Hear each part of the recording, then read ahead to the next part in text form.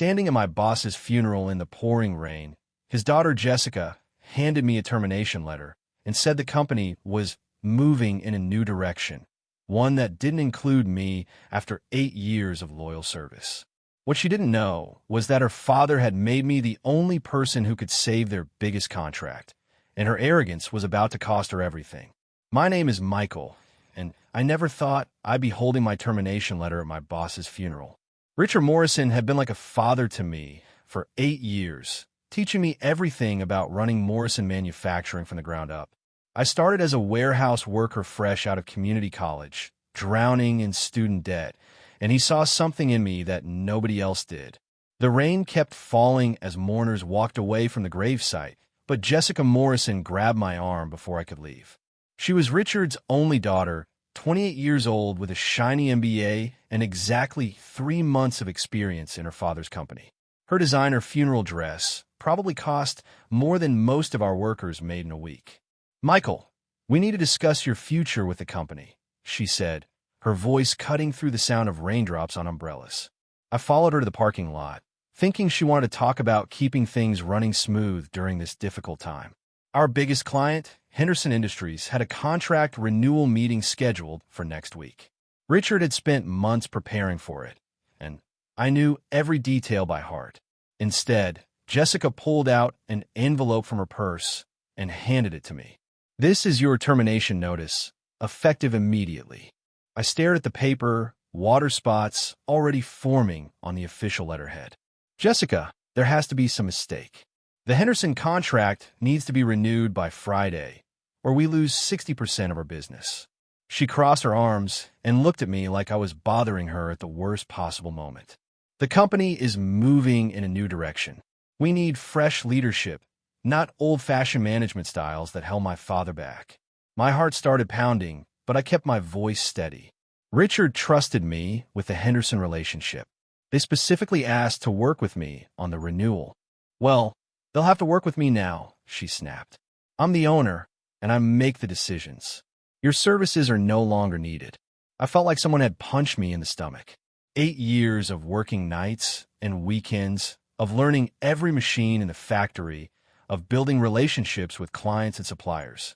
Richard had promised me a promotion to operations director after the Henderson renewal. Now his daughter was throwing it all away at his funeral. "Your father believed in me," I said quietly. Jessica's eyes went cold. "My father's dead. I run Morrison Manufacturing now, and I don't need some college dropout telling me how to do business." She turned and walked back toward the funeral reception, leaving me standing in the rain with my termination letter. But as I watched her go, something didn't feel right about the timing. Why fire me today at the funeral, unless she was planning something she didn't want me to interfere with? I drove home in silence, but my mind was racing. Richard had always been careful about protecting the company, especially after we had that embezzlement problem 2 years ago. He put safety measures in place, backup plans that even I had forgotten about. Monday morning hit me like a freight train when my phone started ringing at 7 a.m. The first call was from Dave Henderson himself, the CEO of our biggest client. His voice sounded worried, which immediately put me on edge. "Michael, I'm sorry to hear about Richard. He was a good man and a reliable partner," Dave said. "But I need to ask you something important." Jessica Morrison came to see me Friday afternoon, said she was taking over all client relationships. Problem is, she couldn't answer basic questions about our quality requirements. I sat up straighter in my kitchen chair, coffee mug frozen halfway to my lips. "What kind of questions?" "Technical specs for the Henderson 2000 series, delivery schedules, our defect tolerance levels. Stuff you and Richard knew by heart." She kept saying she'd get back to me with answers. My stomach dropped. Those weren't details you could look up in a file. They came from years of working directly with Henderson's engineers, understanding their production needs, building trust through consistent delivery. "Dave, what exactly did she tell you about the renewal?" "That's just it, Mike. She seemed to think it was automatic, like we had no choice but to stay with Morrison. But between you and me, we've been getting calls from competitors. If we don't see the same level of service Richard provided, we might have to explore other options." After Dave hung up, my phone immediately rang again. This time it was Tom Bradley, our plant foreman, and he sounded panicked. Michael, thank God you answered. Jessica's here at the factory demanding we change our production schedule for Henderson. She wants us to cut quality control steps to save money. I told her that would violate our contract specifications, but she said she knows better than some high school graduate. I closed my eyes and rubbed my forehead. Tom had worked at Morrison for 15 years and knew our processes better than anyone. He'd also been specifically trained on Henderson's requirements. Tom, don't change anything yet. Give me an hour to figure this out. The calls kept coming. Our lead accountant wanted to know why Jessica was asking about Henderson's payment terms, information she should have already known. Our shipping coordinator was confused about new delivery instructions that made no sense. Even Jessica's own assistant called, whispering that the office was complete chaos. By noon, I realized what was happening. Jessica didn't just fire me to prove she was in charge. She actually believed she could run complex client relationships with nothing but an MBA and her father's last name. She had no idea how much detailed knowledge and relationship building went into keeping major contracts. But I remembered something Richard had told me after the embezzlement incident. He'd made changes to protect the company, backup systems in case something happened to him. I dug through my files and found a folder marked Henderson account authorization. There was buried in legal paperwork I'd signed 2 years ago and forgotten about. Richard had made me a backup signatory with full authority to negotiate and bind contracts for Henderson Industries. It was his insurance policy, designed to protect the company if key personnel were unavailable. Jessica didn't know this document existed. She'd fire me thinking she could simply take over all client relationships by virtue of being the owner. But legally, I was still the only person authorized to finalize the Henderson renewal. My phone buzzed with a text from Jessica. Need to talk. Come to the office immediately. I smiled for the first time since the funeral and typed back. I'm no longer employed by Morrison Manufacturing. You'll need to schedule an appointment. Jessica showed up at my apartment door at 3 in the afternoon, and I could see the desperation written all over her face. Her perfectly styled hair was messy, her expensive suit wrinkled, and she kept checking her phone like it was about to explode. Michael, we need to talk, she said, trying to sound authoritative but failing completely. There's been a misunderstanding about your termination. I leaned against my doorframe and crossed my arms. No misunderstanding, Jessica. You made it crystal clear at your father's funeral that my services weren't needed. She pushed past me into my living room without being invited, which told me just how panicked she really was. Rich people don't usually barge into other people's homes unless they're drowning. Look, I may have acted too quickly, she said, pacing back and forth across my carpet. I was emotional, grieving. You have to understand the pressure I'm under. I understand you called me a college dropout and said I was holding your father back. Her face went red, but she kept talking. Henderson Industries called this morning. They're threatening to pull their contract unless they can work directly with you. That's impossible because you don't work for us anymore. I sat down on my couch and watched her squirm. Sounds like a problem you'll need to solve with your MBA skills. Don't be difficult, Michael. The Henderson contract is worth $4 million annually. Without it, Morrison Manufacturing will have to lay off 60 people, including workers you trained personally. That hit me where she knew it would. I genuinely cared about the factory workers, many of whom had families depending on their paychecks. But I wasn't about to let her emotional manipulation work. So what exactly are you proposing? I asked. Jessica stopped pacing and pulled out a folder from her briefcase. I'm offering you your job back, with a 20% raise and a promise that you'll have full authority over the Henderson relationship. I looked at the paperwork she was waving around. You mean the authority I already had before you fired me? This is different. It's in writing, with legal guarantees. I stood up and walked to my kitchen, leaving her standing there clutching her folder. Jessica, you seem to think this is a negotiation between equals. But you fired me 3 days ago for no reason other than proving you were in charge. She followed me, her voice getting higher and more desperate. Name your price then. Whatever you want.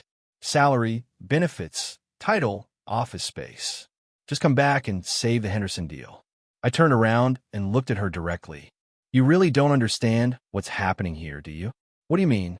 Your father didn't just trust me with client relationships. He made sure I could protect the company even if something happened to him, even if his daughter made terrible decisions. The color drained from her face. What are you talking about? I pulled out the Henderson authorization document and set on my kitchen counter. 2 years ago, after the embezzlement incident, your father made me a backup signatory for the Henderson account. I don't just know their requirements and preferences. I'm legally authorized to negotiate and finalize their contracts. Jessica grabbed the document and read it frantically, her hands shaking. This can't be legal. I own the company now. You own the company, but you don't own the relationships your father built. And you definitely don't own me. Wednesday morning brought a phone call that would shift the entire balance of power between Jessica and me. Dave Henderson's voice was calm, but firm when he delivered news that sent shockwaves through Morrison Manufacturing. Michael, I made a decision about our contract renewal, he said. After meeting with Jessica twice this week, Henderson Industries has serious concerns about Morrison's current leadership and quality control standards. I sat forward in my chair, notepad ready. What kind of concerns, Dave? She presented us with a cost-cutting proposal that would reduce quality inspections by 40%. When our engineers explained why that wouldn't work for our specifications, she insisted we were being too picky. She actually said we should trust her business judgment over our technical requirements. My jaw dropped. Jessica was trying to change fundamental aspects of our service delivery without understanding why those procedures existed in the first place. There's more, Dave continued. She brought in some consultant yesterday who suggested we could save money by switching to cheaper raw materials. This consultant had never worked in our industry and couldn't answer basic questions about metal fatigue or stress testing. I rubbed my forehead, feeling genuinely worried about the company's future. Dave, what can I do to help fix this situation? Here's what I'm proposing. Henderson Industries wants to continue our partnership, but only if you're directly involved in account management. We're willing to work with Morrison Manufacturing, but we need guarantees that you'll oversee our contract personally.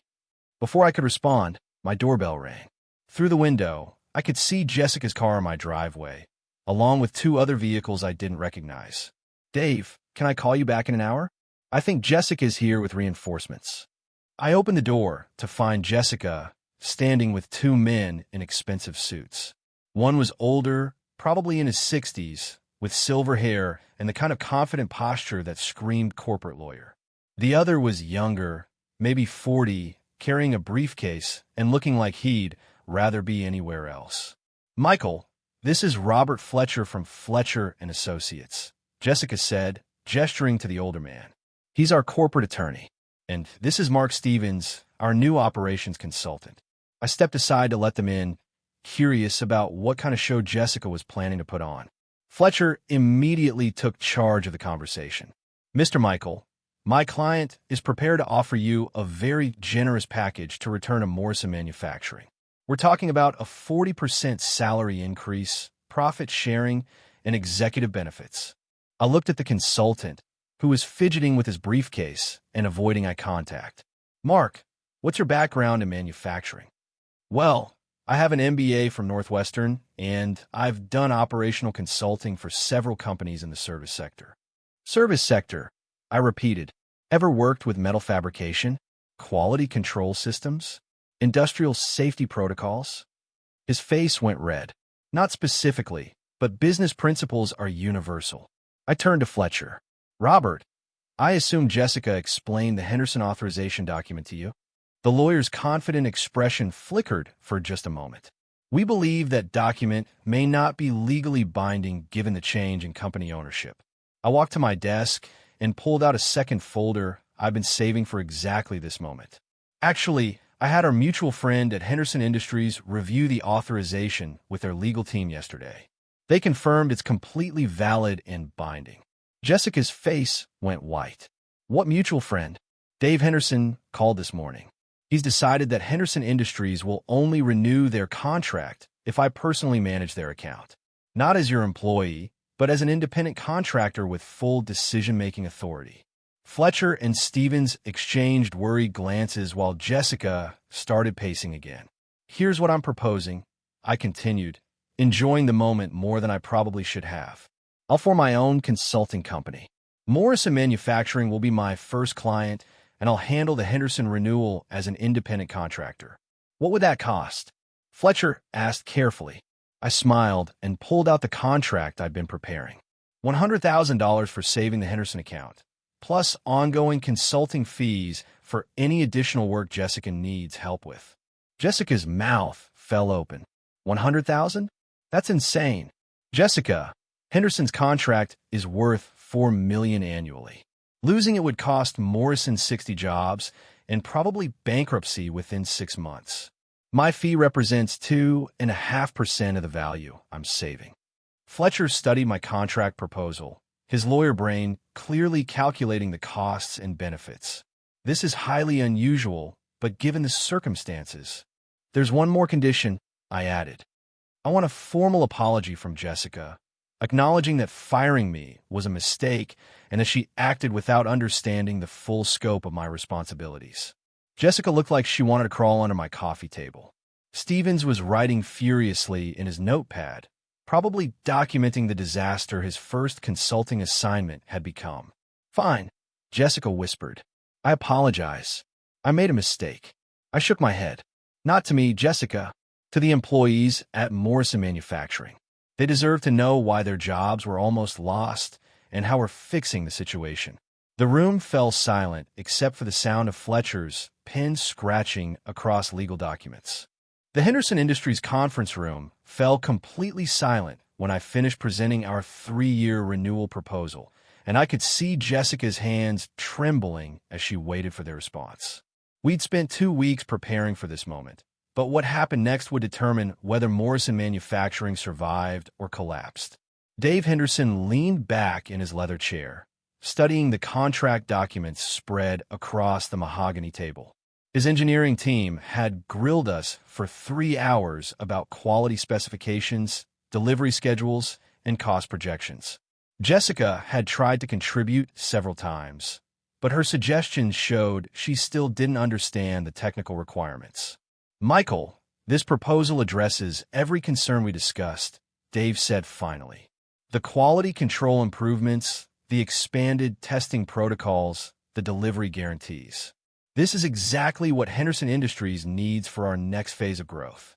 I nodded professionally, but inside, I felt a surge of satisfaction. Richard had taught me that successful negotiations weren't about winning or losing. They were about creating solutions that made everyone successful. However, Dave continued, and Jessica's face went pale. We have some additional requirements that weren't in the original contract. He pulled out a folder I hadn't seen before and slid it across the table. Henderson Industries is expanding into 3 new markets next year. We'll need a manufacturing partner who can handle increased volume, specialized products, and international quality certifications. I opened the folder and felt my heart skip a beat. The projected order volume was triple our current capacity. The technical specifications required equipment and expertise Morrison didn't currently possess. The timeline demanded delivery capabilities we couldn't meet with our existing setup.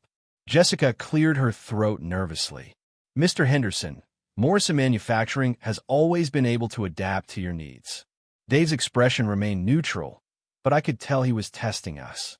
These aren't adaptations, Ms. Morrison. This would require significant capital investment, additional facilities, specialized training for your workforce. We're talking about transforming your entire operation. I studied the requirements carefully, my mind racing through possibilities. This wasn't just a contract renewal anymore. Henderson was offering us a chance to become their primary manufacturing partner for a massive expansion, but only if we could prove we were serious about growth. What kind of timeline are we looking at for these capabilities? I asked. 6 months for the basic infrastructure, 12 months for full certification and production capacity, Dave replied. And we need financial guarantees that Morrison can handle the investment without compromising quality or delivery on existing contracts. Jessica shifted uncomfortably in her seat. I could see her doing quick mental calculations and realizing the same thing I was. Morrison Manufacturing didn't have the capital reserve for this kind of expansion. Gentlemen, Could you give us a moment to discuss this privately? I asked. After Henderson's team left the conference room, Jessica turned to me with panic in her eyes. Michael, we can't afford this. The company doesn't have $2 million for equipment upgrades and facility expansion. I leaned back in my chair, watching her squirm. Jessica, what did you do with the capital reserves your father left? Her face went red. I made some investments. Office renovations, consultant fees, marketing initiatives. I was trying to modernize the company. How much is left in the expansion fund Richard set aside? She looked down at her hands. About $400,000. I felt anger rising in my chest, but I kept my voice calm. Your father saved for 3 years to build up those reserves. He specifically told me they were for growth opportunities like this. I didn't know Henderson was going to offer something this big. That's exactly why your father saved the money, Jessica. For opportunities you couldn't predict. I stood up and walked to the window overlooking Henderson's manufacturing floor. Watching their efficient operation reminded me of what Morrison could become with the right leadership and investment. There's another option, I said slowly. Jessica looked up hopefully. What kind of option? I've been building relationships with other clients since becoming an independent contractor. 3 companies have approached me about manufacturing partnerships. If we combine those contracts with Henderson's expansion, we'd have enough guaranteed revenue to secure financing for the upgrades. Her eyes widened. You've been talking to other companies behind my back. I turned around to face her. I've been doing my job, Jessica, building business relationships, identifying opportunities, protecting the future of Morrison Manufacturing. You know, the things your father hired me to do 8 years ago. She sat quietly for a long moment, and I could see her finally understanding the scope of what her father had built and what she'd almost destroyed. What would you need from me? She asked finally. Full authority to negotiate all manufacturing contracts, not just Henderson. A formal partnership in the business, not just a consulting arrangement. And a commitment that you'll focus on learning the business instead of trying to prove you already know everything. Jessica stared at the Henderson proposal, then looked up at me with something that might have been respect for the first time since her father's funeral. Michael, I need to ask you something honestly. Do you think I can actually learn to run this company? I sat back down across from her. Your father believed you could, or he wouldn't have left it to you. But believing you could do something and actually doing it are 2 different things.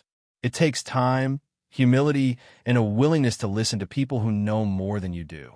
Before she could respond, Dave Henderson knocked on the conference room door. Ready to continue our discussion? I looked at Jessica, waiting for her decision. She took a deep breath and nodded. Mr. Henderson, I said as his team returned, Morrison Manufacturing accepts your expansion proposal. We'll need 90 days to finalize financing and begin infrastructure development, but we're committed to meeting your timeline. Dave smiled and extended his hand. Excellent. I'll have our legal team prepare the contracts. As we shook hands, I caught Jessica watching me with a mixture of admiration and something that looked like relief. For the first time since Richard's death, Morrison Manufacturing had a real future. 6 months later, I stood in the newly expanded Morrison Manufacturing facility, watching Jessica give a presentation to our workforce about safety protocols and quality standards, and I barely recognized the woman who had fired me at her father's funeral. She spoke confidently about production metrics, answered technical questions from experienced workers, and demonstrated an understanding of our processes that had taken months of dedicated learning to develop. The transformation hadn't been easy or quick.